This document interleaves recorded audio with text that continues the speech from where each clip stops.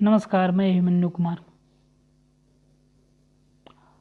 वर्ग 10 पाठ सपनों के से दिन, संचयन पाठ पुस्तक से दूसरा पाठ के अभ्यास प्रश्न देखते हैं। सपनों के से दिन पाठ के लेखक हैं गुरुदयाल सिंह। गुरुदयाल सिंह प्रसिद्ध कथाकार हैं और पंजाबी के जैतो कस्बे में 10 जनवरी 1933 ईस्वी में एक साधारण दस्तकार परिवार में इनका जन्म हुआ। अपने पैतृक कार्य करते हुए उन्होंने अपनी शिक्षा का ग्रहण की। गुरुदयाल सिंह वर्ष 1954 से 1970 ईस्वी तक स्कूल में अध्यापक रहे। इसी दौरान उन्होंने पहली कहानी पंच वर्ष 1957 ईस्वी में दरिया नामक पत्रिका में प्रकाशित हुआ। इसके उपरांत वे कॉलेज के प्राध्यापक नियुक्त हुए और अंततः यूनिवर्सिटी से प्रोफेसर के पद से सेवानिवृत्त हुए। इनका कुछ प्रमुख रचना है संसार ठेठ ग्रामीण और भावबोध का है। ठीक है, और इनका प्रमुख रचनाएं हैं जैसे आत्मकथा, क्या जानूं मैं कौन, क्या जानूं मैं कौन, ये प्रमुख कृतियां हैं। ठीक है, इनके अभ्यास प्रश्न के उत्तर जाते हैं। देखें, पहला प्रश्न, इसका चौथा प्रश्न है। 3 प्रश्न पहले पूछ चुके हैं। स्काउट गाइड, स्काउट परेड करते समय लेखक को अपने महत्वपूर्ण आदमी फौजी जवान क्यों समझने लगते हैं?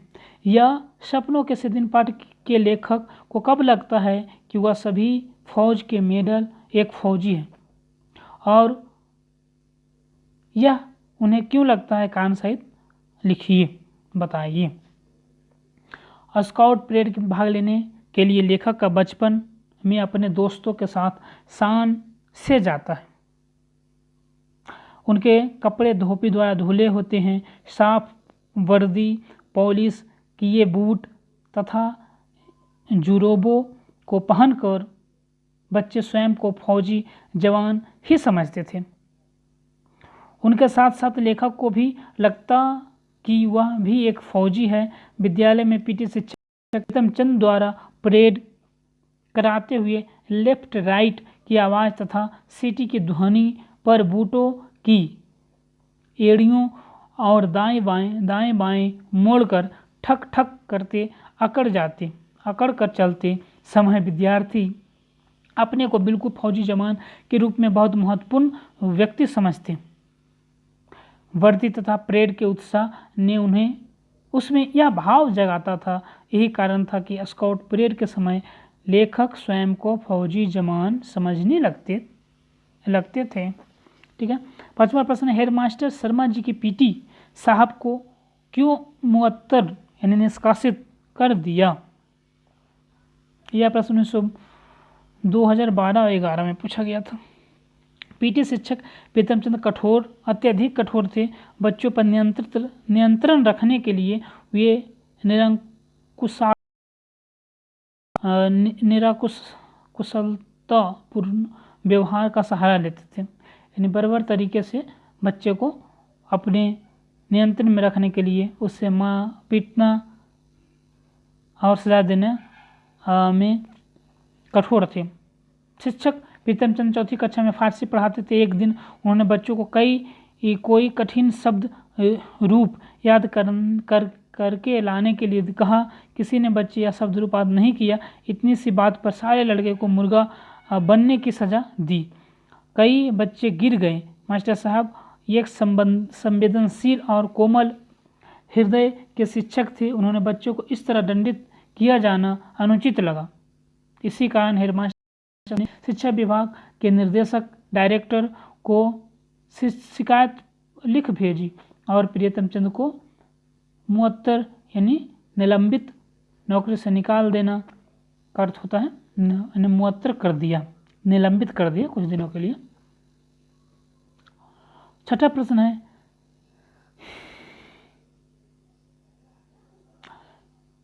कि लेखक को स्कूल जाने के नाम पर उदासी क्यों आती थी? सपनों के से दिन पाठ के आधार पर स्पष्ट कीजिए। लेखक के बचपन। स्कूल कभी भी खुशी से भागे जाने की जगह नहीं थी। चौथी कक्षा तक लेखक अपने सहपाठियों की तरह रोते चीखते स्कूल पहुंचता था। उसके मन में स्कूल के प्रति एक भय समाया हुआ था। कई बच्चे तो तालाब में कॉपी किताब को फेंक फेंक पढ़ाई को भी तिलांजलि दे चुके थे।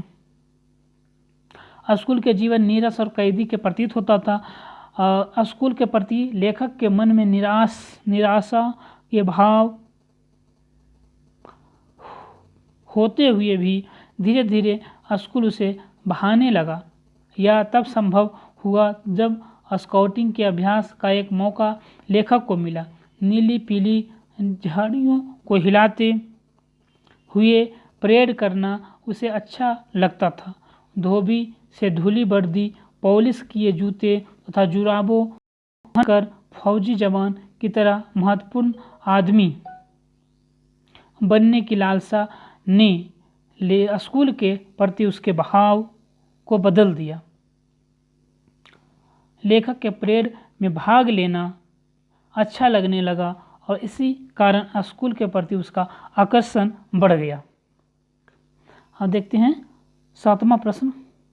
लेखक अपने छात्र जीवन में स्कूल की छुट्टियां में मिले काम को पूरा करने के लिए क्या क्या योजना बनाया करता था तथा उसे पूरा न कर पाने की स्थिति में किसके भांति बहादुर बनने की कल्पना किया करता था।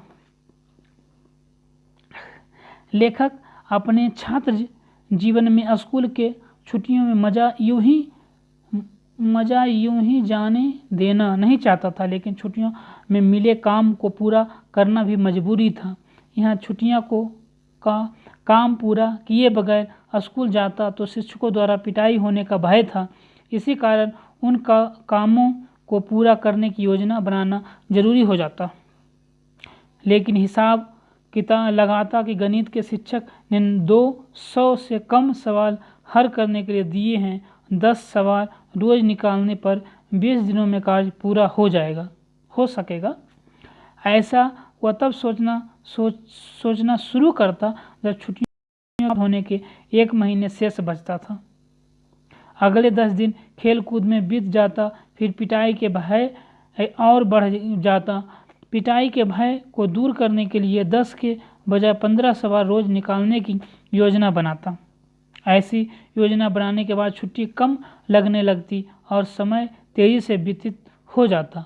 लेखक के बचपन के कई साथी ऐसे भी थे जो सवार के बदले शिक्षक की पिटाई को सच्चा सौदा समझते थे और छुट्टियों के पूरा हो जाने पर काम नहीं हो पाने की स्थिति में लेखक अपने सहपाठी ओमा की तरह बहादुर बनने की कल्पना करता।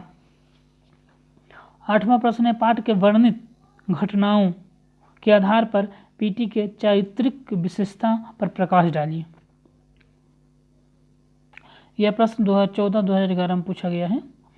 पीटी सर चारित्रिक विशेषताएं निम्नलिखित हैं। शारीरिक विशेषता हैं, कठोर व्यवहार हैं, अनुशासन प्रिय तथा भावुक व्यक्ति हैं।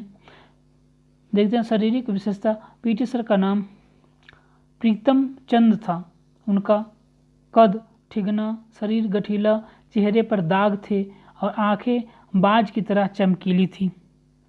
वे स्काउटिंग के शिक्षक थे।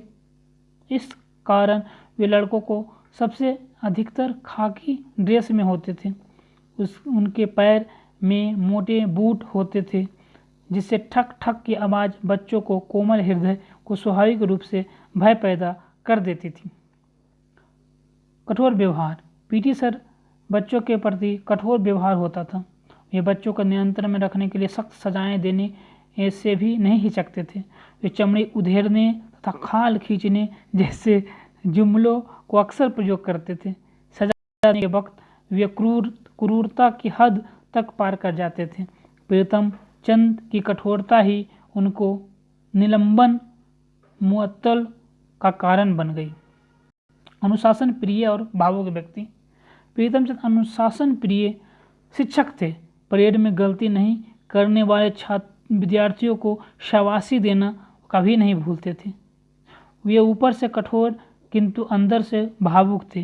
वे पिंजरे में बंद तोते के प्रति उनका प्यार देखते ही बनता था। 9वां प्रश्न है, विद्यार्थी के अनुशासन में रखने के लिए कि क्या तरीके निर्धारित है। पाठ सपनों के से दिन पाठक पे अपनाई गई विधियां आज संदर्भ में कहाँ तक उचित लगती है, जीवन मूल्यों के आलोक पर विचार करते हुए प्रस्तुत कीजिए। यह प्रश्न 2018-2014 में पूछा गया है कि सपनों के से दिन पाठ के लेखक अपने बचपन के दिनों के विद्यालय के अनुशासन बनाए रखने के लिए तरीकों का ब्यौरा दिया है। स्कूल में अनुशासन बनाए रखने के लिए भयभीत किया जाता था। अनुशासन के नाम पर शिक्षक निरंकुशता और निर्दयता को हद पार कर जाते थे। चमड़ी उधेड़ने खींचने की धमकी से बच्चों को डराया जाता था। पढ़ाई के नाम पर काम का बोझ विद्यार्थियों पर डाला जाता था। पाठ याद कर नहीं आने वाले विद्यार्थियों को कठोर शारीरिक दंड दिया जाता था। वर्तमान समय में शारीरिक सजा देने पर पाबंदी लगा दी गई है। इसे अमानवीय माना गया है। विद्यार्थी अनुशासन में रखने के लिए आर्थिक दंड तथा कुछ दिनों के लिए विद्यालय से निलंबन की कार्रवाई भी की जाती है। पढ़ाई की व्यवस्थित करने का प्रयास हुआ है। विद्यार्थियों में काम के बोझ के बदले परियोजना कार्य और उपयोगी कार्य कक्षा के माध्यम से विद्यार्थियों को पढ़ाई के प्रति रुचि विकसित की जाती है। वस्तुतः विद्यार्थी के अनुशासन में रखने की पुरानी पद्धति जो पाठ में शिक्षक द्वारा अपनाई गई, इसके मानसिक तथा व्यक्तित्व के विकास के सहायक नहीं है। वर्तमान शिक्षा प्रणाली अधिक तार्किक और प्रासंगिक है। 10वां प्रश्न है कि बचपन के आधे मन को गुदगुदाने वाले होती है, विशेषकर स्कूली दिनों की। अपने आप बच्चे की खट्टी मीठी यादें को लिखिए। अपने जो बच्चे आप बचपन में पढ़ते समय कुछ जो यादें हैं, क्या करते थे, ये अपने अनुभव कर लिख सकते हैं। 11वां प्रश्न देखते हैं। प्राय अभिभावक अपने बच्चों को खेल कूद से ज़्यादा रुचि लेने पर रोकते हैं, समय की बर्बादी ना करने की नसीहत देते हैं। बताया गया कि खेल के लिए आपके लिए क्यों ज़रूरी है। आप कौन से ऐसे नियम कायदे को अपनाएंगे जिससे अभिभावक को आपके खेल पर आपत्ति ना हो। ठीक है। या पढ़ाई, तो देखते हैं अभिभावक प्रायः खेल कूद पे ज़्यादा रुचि लेने से रोकते हैं। वे बच्चे को सफलता के लिए पढ़ाई को महत्वपूर्ण देते हैं। अध्ययनशील बच्चों को बेहतर भविष्य के लिए जीवन के अधिक आगे ले जाने की इच्छा रखने वाले अभिभावक भी ऐसा भावना पाई जाती है, किंतु जीवन में खेल कूद को नज़रअंदाज करना उचित नहीं है।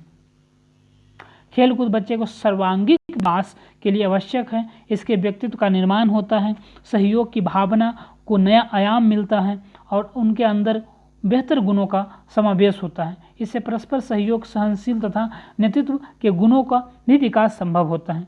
खेलों के ऐसे विद्यार्थियों के अनुशासन भी विकसित होता है। इन बातों को समझने वाले अभिभावक बच्चों के समय के अनुसार खेलने को भी आवश्यक प्रोत्साहन करते हैं।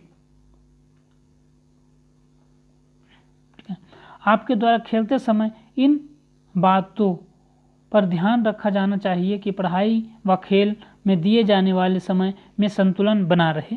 छात्रों को अपनी दिनचर्या को इस प्रकार व्यवस्थित करना चाहिए कि खेल के कारण पढ़ाई में बाधा ना पड़े। ठीक है। तो ये थे पाठ दूसरा संचयन पाठ्य पुस्तक कक्षा 10 के अभ्यास प्रश्नोत्तर। ठीक है। बहुत बहुत धन्यवाद।